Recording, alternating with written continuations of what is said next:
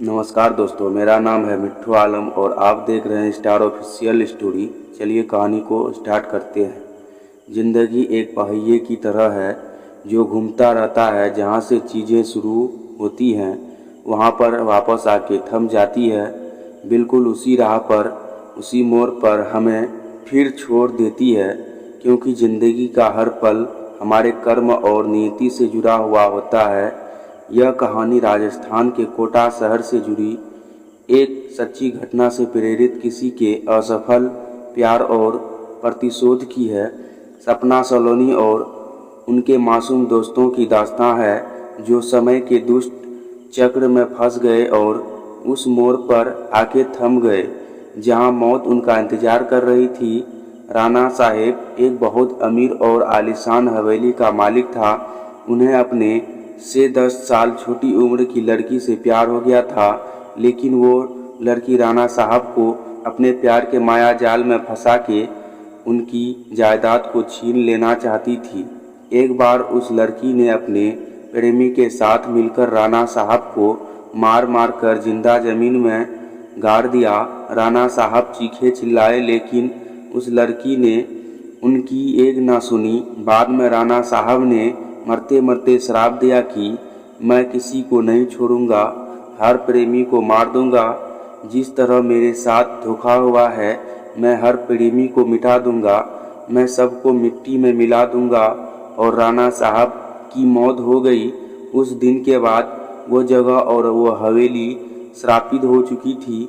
वहाँ जो भी जाता था वो कभी भी वापस नहीं आ पाता था। आज भी राणा साहब की आत्मा वहाँ घूमती रहती है। कुछ दिनों के बाद उस हवेली पे एक प्रेमी कपल वहाँ पे घूमने के लिए आए। सपना और रजत, उन दोनों की सगाई हो चुकी थी, लेकिन शादी करनी बाकी थी। सपना अपने घर में किसी को कुछ बताए बिना रजत के साथ आई थी। सपना और रजत मजाक मस्ती में उस जगह पहुँच गए जहाँ पर राणा साहब को जिंदा दफन कर दिया था। अचानक रजत उस जगह पर गिर जाता है और उसका पैर जमीन के नीचे घुसने लगता है। यह देखकर सपना डर जाती है और मदद के लिए चीखने चिल्लाने लगती है, लेकिन कोई भी उसकी आवाज़ नहीं सुन पाता है।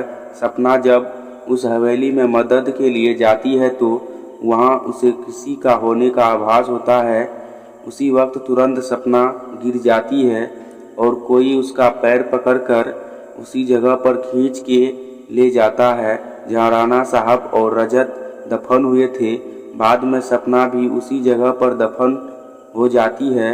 कुछ दिन बाद जब सपना अपने घर नहीं पहुँचती है, तब उसकी बहन सलोनी और पति समीर और कुछ मित्रों के साथ उसे ढूंढते ढूंढते उस हवेली पर पहुंच जाते हैं। समीर एक पैरानॉर्मल एक्टिविटी का एक्सपर्ट है। जब वो सब उस हवेली पर पहुंचे तब समीर को पता चल गया कि यहाँ पर किसी बुरी आत्मा का वास है।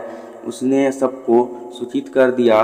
उसी रात को उन सभी के साथ कुछ अजीबोगरीब घटनाएं होने लगती है, जैसे कि नल से पानी टपकना, अपने बेडरूम में मिट्टी का आ जाना, रूम की खिड़की या अपने आप हिलने लगना, किसी के रोने की चिल्लाने की आवाज़ आना। यह सब देखकर वो सभी डर जाते हैं और उनमें से एक भागने की कोशिश करता है, लेकिन राणा साहब की आत्मा उसे भी जिंदा दफन कर देता है। दूसरे दिन जब उन लोगों को पता चलता है कि उनका एक साथी गायब है, तब वो लोग और भी डर जाते हैं। लेकिन समीर बताता है कि हमें यहाँ से बाहर निकलना है तो हमें उस आत्मा को बुलाना होगा और उनसे पूछना होगा कि आखिर चाहती क्या है।